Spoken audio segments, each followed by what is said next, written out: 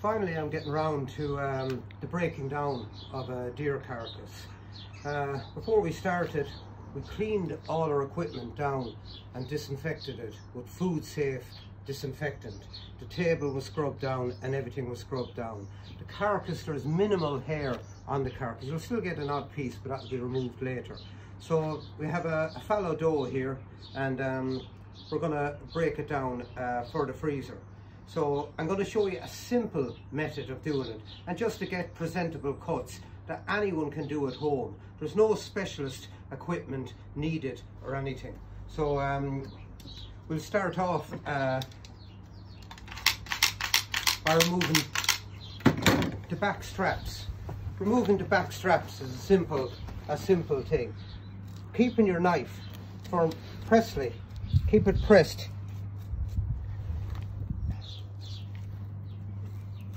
to that point there where the leg comes down. Make a cut, then decide the width of that back strap and come up along accordingly.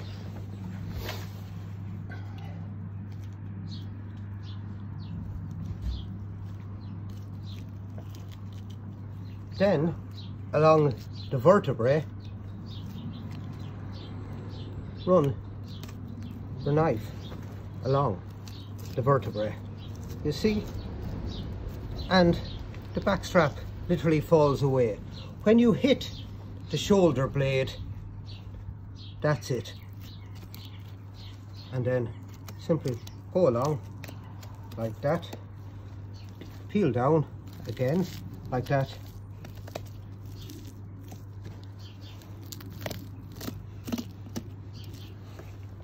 and there you have the back strap removed.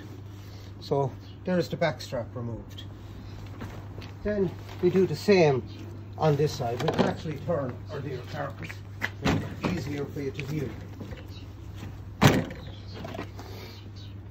Starting about there, the knife. A flexible boning knife is ideal for this segment of the breakdown. Choose the width of the strap that you want, and then going along the vertebrae. You can see how tight it actually is, right to the ribs, and then it's a matter of touching it, just peels back. You have some bloodshot there where it was shot. You get that, but that's it. You get that with this type of thing. To remove any of the bloodshot, it's simple as that. So there we have our two back straps removed. Now what we'll do is we'll remove the shoulder, drawing a line there. Do you see how simple I'm keeping the whole process?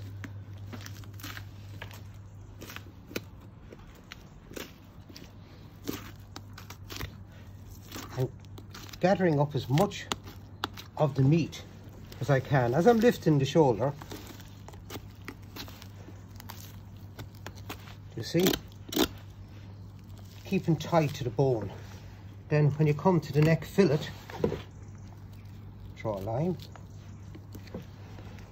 and you come back around here, following on from where you left off,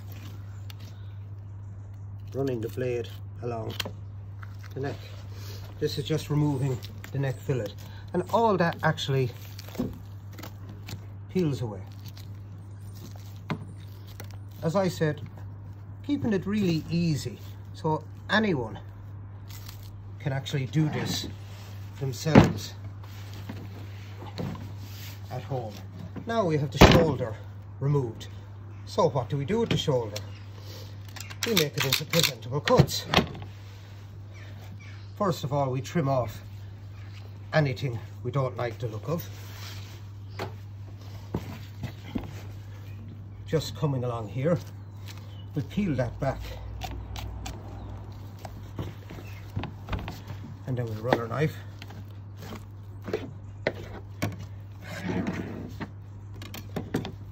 There's the neck fillet. We remove that hard tendon there. Remove that, and we can remove that gland there. So there we have the neck fillet. That's what I class as a secondary cut. The back strap is a first cut, meaning it's a premium cut. Now we have the shoulder blade here. So clearing the shoulder blade, just like that. Then coming along, holding the knife like that, run along both sides of the shoulder blade. Just like that. Then just make a little cut there and the shoulder blade pops. Running your knife along underneath the shoulder blade on both sides. Then just coming underneath the shoulder blade at the top, just clearing it down. What we're actually doing here is boning, and then once you have that done, shoulder blade pops out with minimum meat on it into our scrap bucket. Now we have the shoulder blade removed. So putting our knife tight to that bone there, we peel back the meat on the shoulder, on the bone. It's good that we have a soft table. That way it doesn't deform the edge on our knife. A quality knife, any quality knife will do, any sharp knife would do. But for boning I prefer the flexible type, and the flexible type are quite good. And then we just, matter of clearing all the meat off that bone. Keeping as much, and just clearing it. That tendon can remain on the thing.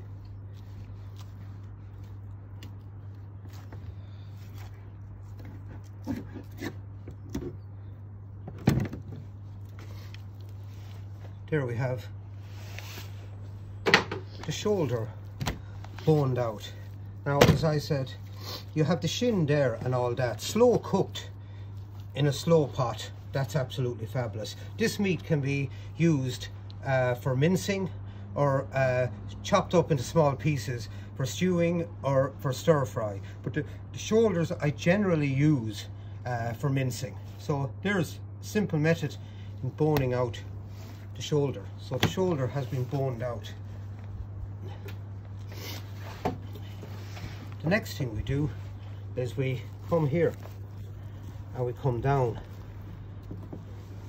here. We go inside our carcass. We draw a line up along there. What we're doing here is we're actually removing the fillets. The fillets just inside the inner leg. These are known as the fillets and are a premium cut and really tasty and quick cooking. So we go high to the eye of the fillet, removing that complete muscle.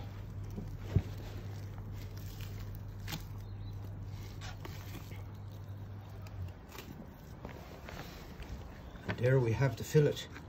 That's the fillet. Another premium cut. Then at this point we open the leg right in the middle and follow along. What we're doing is we're following and keeping the knife tight to the bone. Once you go in a bit at all, you'll get the hip. Once you open the hip, keeping everything tight to the bone. Come along like that, keeping really, really tight to the bone. And we follow it the whole way up along. And we remove the leg, keeping all the meat attached to the leg.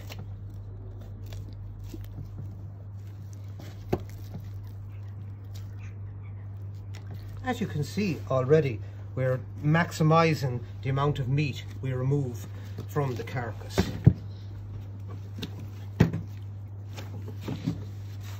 Now, sometimes a leg is too much for a family. Like it's a lot. It would feed a lot of people. It would feed 6 to 8 people. So we render it down. The first thing we do is we take that cut there. That's a premium cut. Then what we do is we remove that bone. Simple method is place the knife in using a pointed knife and feel it press it hard against the bone, following it the whole way down. Again, turn your leg and do it on the opposite side. That's all boning is. Boning is completely what's it. Now, as you see, I'm only using the point of the knife, following it, and we have that bone almost lifted, knife underneath and down.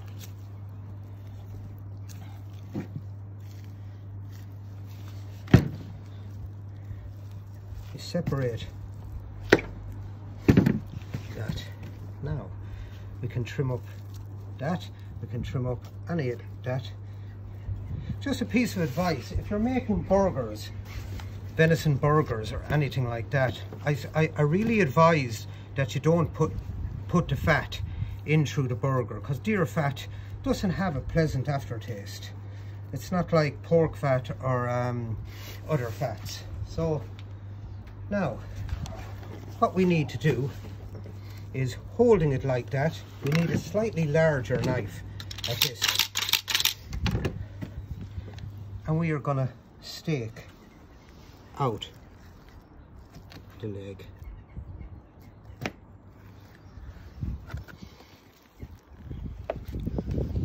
There's the stake. You can cut them to whatever thickness you want. Maybe at a later point we'll show you some recipes we use.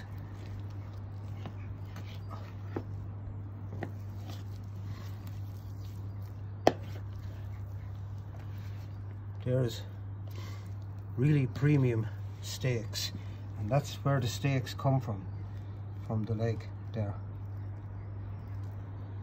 But you really need a sharp knife.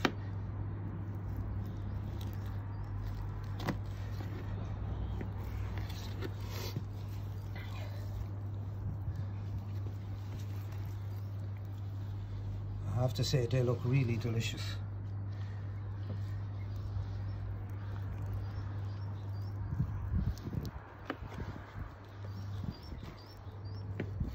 But unless you have a sharp knife, you could botch this very simply. And then at this point we can separate that there, holding it there, and continue to stake out.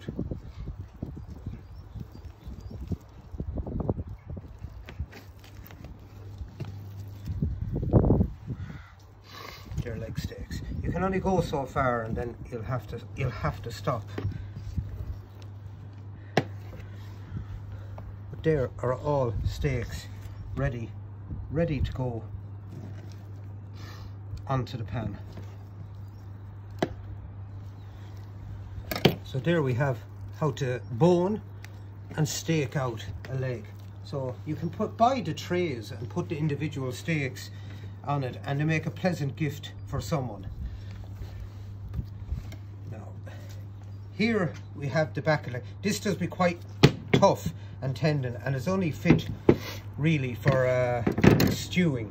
So what we do is we simply bone out that. We dispose of that because it's all tendons. Again, following through the whole way up and around. All we're doing is clearing meat off the bone.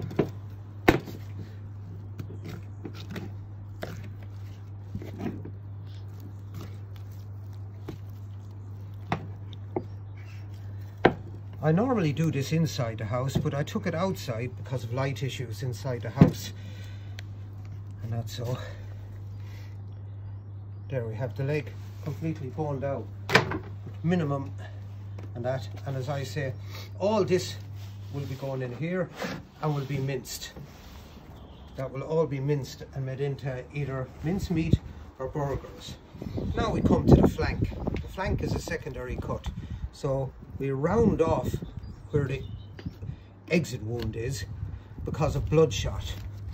Bloodshot is when an animal moves after it's been hit and you get it on the meat, and you don't want it on the product. So peeling back, you run the knife onto each rib.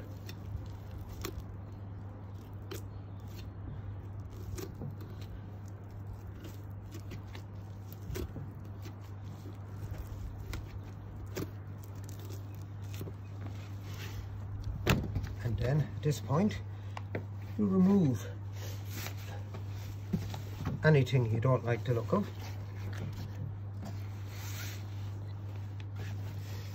And there we have more for mincing. You can see the shape our carcass is coming now. You see minimum meat. We're using as much. You can even go back and can trim off more bits of meat that will go into your mincer. And that. Next cut we do is back here. Come back to the leg. I want to do another method in using the leg. And the first thing we have to do is we remove the fillet.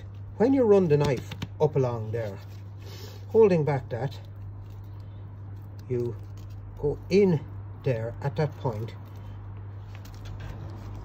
and get all that muscle, because that's all part of your fillet. Peel it back.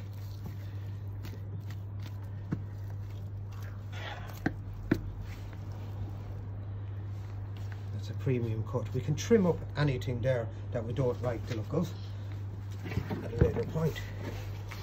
Now we come back and we follow that just the same as the last time.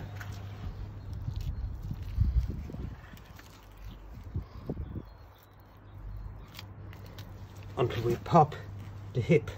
There's the hip, and once you pop the hip, it's just follow down. That's where a flexible knife comes into hand, and anyone requiring any of these knives can private message me, and we can supply them. Or anyone that's attending any of our butchery or demo days, if they contact me beforehand, we can bring them to them. Like, there's no mistaking it, lads. You don't need expensive equipment, but you need quality equipment.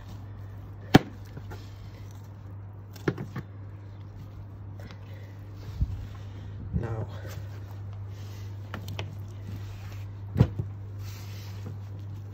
sometimes you want, so remember our first cut is that. That's a premium. That can be roasted or anything. Next thing we can do here is just to have it in different joints. It's another way of doing smaller pieces, because most people take out a piece of venison to take out a smaller piece. They don't want a complete leg, and everyone knows what a complete leg looks like. So I'm going to just show you the methods of rendering the leg into cuts. I did the last leg as steaks. This one I'm going to do as roasts and cuts. So again, we take the bone out.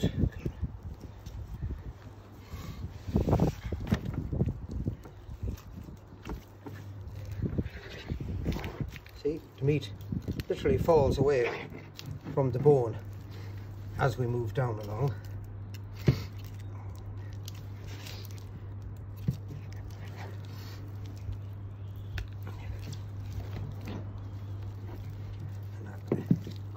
Follow it around.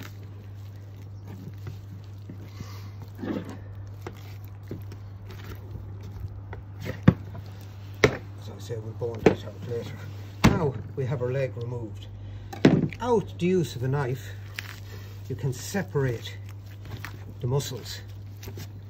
They actually separate by hand. No need for a knife. Trim off any of those glands. We don't leave glands in on our meat.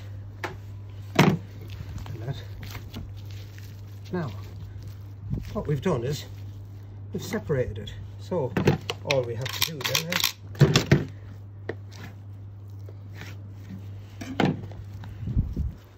and there we have. It can be put in a net and tied up as a small roast.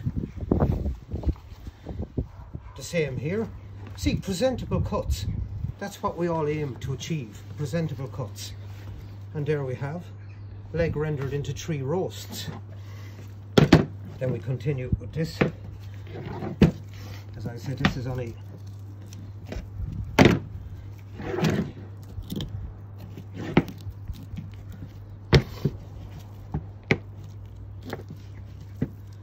a matter of boning it out. Just remove all the meat from it.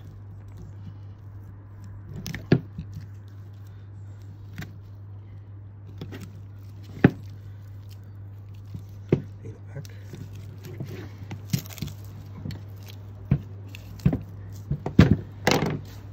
Just boned out.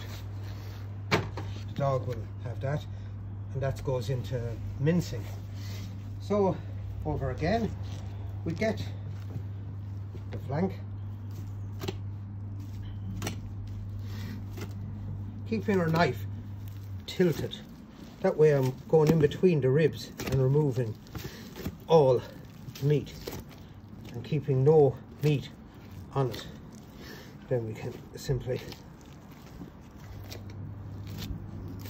you can see now where the bullet has done damage and has bloodshot. Removing bloodshot, all bloodshot meat should be removed. Simple as. Anything that doesn't look right, cut it away.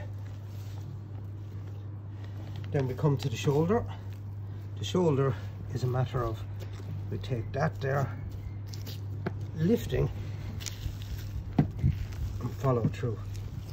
Keeping our knife tight to the carcass until you come to the neck fillet and then tilt it down. Follow it down. You can see now our carcass is almost rendered to nothing but bones. So you're taking and using your full carcass.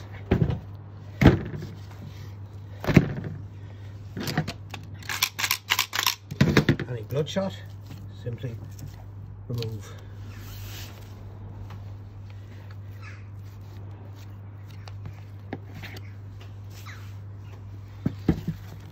Our neck fillet actually starts not on the neck, but back a bit further.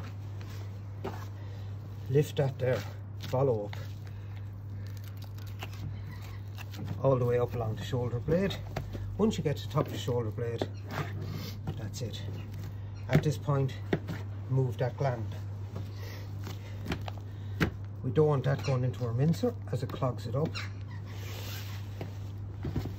Neck fillet, secondary cut. Then follow down. Clear.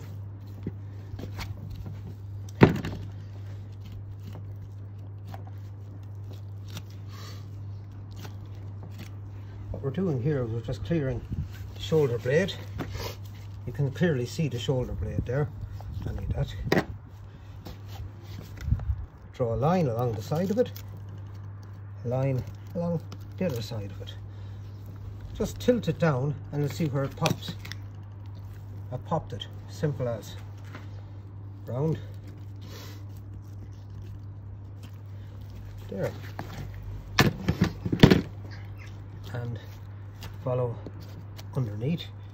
And just clear the tendon around the top of it. That's our point where we actually pull. And then, simple, shoulder blade pulls clear.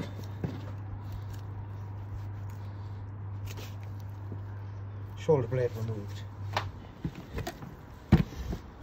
Again, following through.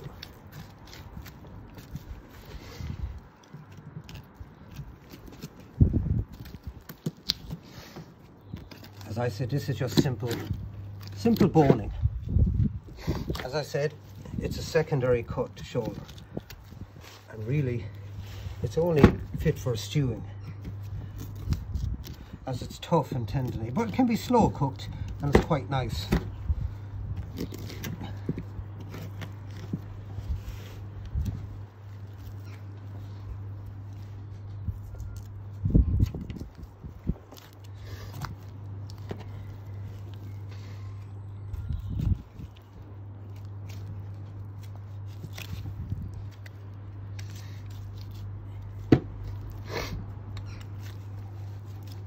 Now, one out. Now, there we have the shoulder, so just trim up anything. And that's the shoulder boned out. Secondary cut, ready to go straight into the mincer. Okay. I actually did it all completely with one 5-inch curved knife, so you don't need anything complicated. And what we've left is absolutely nothing. Nothing. Absolutely nothing. But you can continue on, of course, and remove any bits of meat that will go into our mincer if you want to be really clean, but that's only time consuming. So what do you call, I'll do that myself later. I've given you the basic rundown on how to render a deer carcass into presentable cuts. Hope that was useful. Thanks very much.